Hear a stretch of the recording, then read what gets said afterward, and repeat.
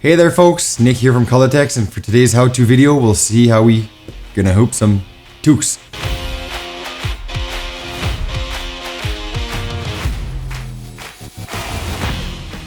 So for toques, we actually use our homemade jig. We've got a laser engraver, so I actually cut out 2 pieces of acrylic, slightly shaped like the hoops, in order for us to, we use it mostly for toques and left chest and some sleeves and stuff, but for this purpose, it's actually gonna be used for toques. Screwed into our table. So first things first, we've got a cuff beanie, so we gotta remember that. We gotta flip it inside out. If not, you'll have some problems with logo placement. So flip it inside out, make sure that it's all nice and flat. Put it to the side for now.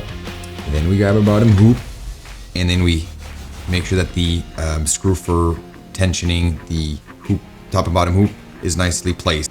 The nice fabric here should be fine right here, so we take that, place in here. We actually also have some two-way tape here in order for the cutaway backing to actually stay nicely on there. So this is a nice cutaway backing that we actually procure from our good friend Alnor from Toques Industries out in Toronto. So once we have that, we place it nicely on our jig. A little bit of pressure on the two-way tape. Then we grab our toque from the two edges, slide it in there, and then we kind of look in here and make sure that we're all nice and straight. We grab our top hoop, and I always use the nice guidable lines in here. That's just how I like to place it, because I know that it's going to be pretty much centered on a standard size logo inside of our machine. So we grab that, place it over top, and then we try to align everything, the top and bottom hoop, as we see a little bit through the white cutaway backing here. We see that we're slowly adjusting, and that our two lines are nicely lined up here.